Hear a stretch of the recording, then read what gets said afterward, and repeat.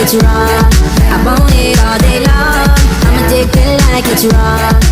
Halo teman-teman dan Bapak dosen yang saya hormati. Selamat datang pada video ujian akhir semester mata kuliah Sejarah Pemikiran Ekonomi yang biasa disebut dengan SPE. Semoga teman-teman yang menyaksikan video ini berada dalam keadaan sehat dan tetap semangat dalam menambah wawasan serta pengetahuan di bidang ekonomi. Terima kasih karena telah meluangkan waktu untuk menyaksikan video ini. Pada video kali ini saya akan membahas salah satu bagian dari materi supply side ekonomi, yaitu mengenai kelebihan, kekurangan, serta kesimpulan dari aliran ekonomi tersebut. Baik, tanpa berlama-lama lagi, mari kita mulai pembahasannya.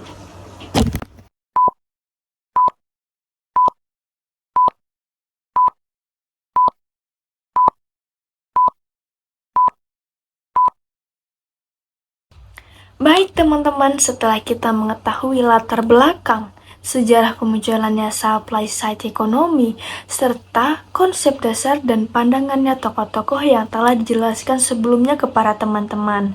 Sekarang kita dapat memahami bahwa aliran ini merupakan salah satu pendekatan ekonomi yang menekankan pentingnya peningkatan produksi dalam mendorong pertumbuhan ekonomi. Seperti yang kita ketahui, setiap teori ekonomi tentu memiliki kelebihan dan kekurangannya masing-masing. Oleh karena itu, penting bagi kita untuk memahami tidak hanya manfaat yang ditawarkan oleh suatu teori, tetapi juga keterbatasan yang dimilikinya. Dengan memahami kedua sisi tersebut, kita dapat melihat bagaimana supply side ekonomi diterapkan dalam kebijakan ekonomi dan apa dampaknya terhadap masyarakat maupun perekonomian secara keseluruhannya. Sebelum kita memasuki penjelasan selanjutnya, izinkan saya untuk memperkenalkan diri saya terlebih dahulu. Assalamualaikum warahmatullahi wabarakatuh. Perkenalkan, nama saya Naila Septriasa Ajemiya, biasa dipanggil Naila. NIM saya 2507010127. Pendidikan Ekonomi B. Pada kesempatan kali ini, saya akan membahas mengenai kelebihan, kekurangan, dan kesimpulan dari supply side ekonomi. Pertama, saya akan membahas yaitu kelebihan dari supply side ekonomi. Kelebihannya itu ada terdiri dari 4 bagian. Yang pertama itu ada mendorong investasi. Ketika pemerintah menurunkan pajak, maka pelaku usaha memilih keuntungan yang lebih besar. Keuntungan tersebut dapat digunakan untuk menambah modal usaha, memperluas bisnis, atau mengembangkan teknologi yang dimiliki. Kelebihan yang kedua ada peningkatan produksi. Dengan meningkatnya investasi, perusahaan memiliki kemampuan yang lebih besar untuk menghasilkan barang dan jasa. Peningkatan produksi ini penting untuk memenuhi kebutuhan masyarakat yang terus bertambah. Kelebihan yang ketiga adalah membuka lapangan kerja. Saat perusahaan berkembang dan memproduksinya meningkat, kebutuhan tenaga kerja juga bertambah sehingga dapat menciptakan peluang kerja baru bagi masyarakat. Kelebihan yang keempat itu ada mendorong pertumbuhan ekonomi, investasi yang meningkat, produksi yang bertambah, dan penyerapan tenaga kerja yang lebih besar akan memberikan dampak positif terhadap pertumbuhan ekonomi suatu negara. Selain dia memiliki kelebihan, supply side ekonomi juga memiliki beberapa kekurangannya. Terbagi menjadi 4 bagian juga. Yang pertama itu ada ketimpangan pendapatan. Kebijakan ini seperti penurunan pajak seringkali memberikan manfaat yang lebih besar kepada kelompok yang memiliki modal atau pendapatan tinggi, sehingga kesenjangan ekonomi dapat meningkat. Tangannya yang kedua itu ada defisit anggaran. Ketika pajak menurun, penerimaan negara dari sektor pajak dapat berkurang. Jika pengeluaran pemerintah tetap tinggi, maka dapat terjadi defisit anggaran. Kekurangan yang ketiga itu ada tidak selalu efektif. Dalam kondisi tertentu, penurunan pajak belum tentu langsung meningkatkan investasi maupun produksi sesuai dengan yang diharapkan. Kekurangannya yang keempat itu ada manfaat tidak merata. Walaupun perekonomiannya tumbuh, manfaat dari pertumbuhan tersebut belum tentu dirasakan secara langsung oleh seluruh lapisan masyarakat. Selanjutnya, kita dapat melihat grafik yang terdapat pada infografis. Grafik ini menggambarkan alur pemikiran utama dari supply side economics.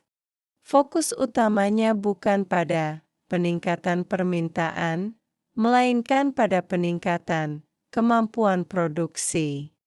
Oleh karena itu, kebijakan yang mendukung dunia usaha dianggap dapat menciptakan pertumbuhan ekonomi yang lebih berkelanjutan.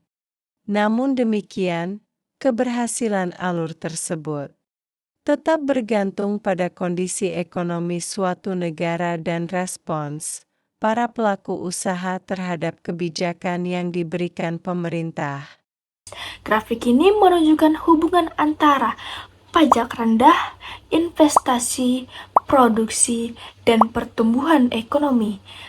Tahap pertama adalah pajak rendah. Dalam supply side ekonomi, pemerintah menurunkan pajak agar pelaku usaha memiliki lebih banyak dana untuk mengembangkan usahanya. Tahap kedua itu ada investasi.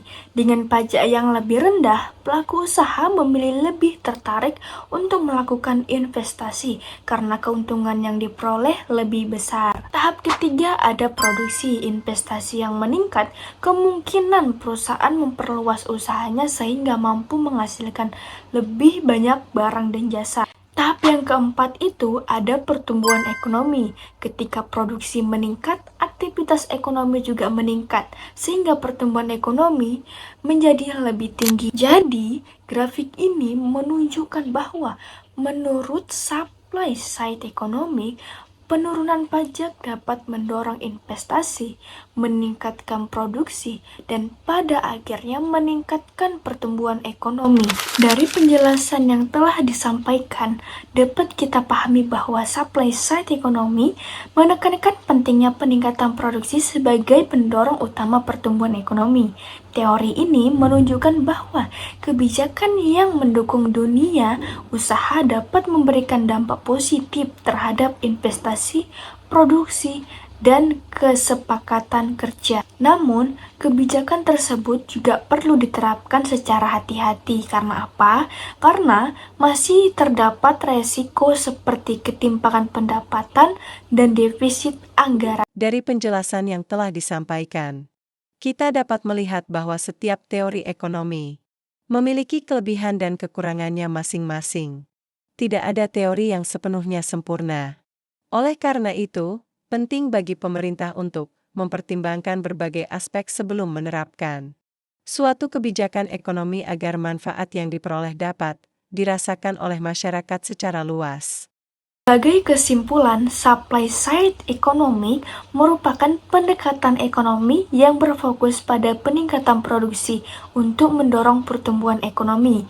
Teori ini memiliki beberapa kelebihan, yaitu mendorong investasi, meningkatkan produksi, dan membuka lapangan kerja, dan meningkatkan pertumbuhan ekonomi. Namun, teori ini juga memiliki beberapa kelemahannya, seperti ketimpangan pendapatan, defisit anggaran, tidak selalu efektif dalam semua kondisi, serta manfaat yang tidak selalu dirasakan secara merata oleh masyarakat. Oleh karena itu, penerapan kebijakan supply side ekonomi perlu dilakukan secara bijaksana agar manfaatnya yang dihasilkan dapat dirasakan oleh masyarakat secara luas. Demikianlah penjelasan yang dapat saya sampaikan. Terima kasih teman-teman yang sudah melihat video ini. Semoga apa yang saya sampaikan bisa bermanfaat buat teman-teman. Terima kasih atas perhatiannya. Wassalamualaikum warahmatullahi wabarakatuh. Labana. Are you ready?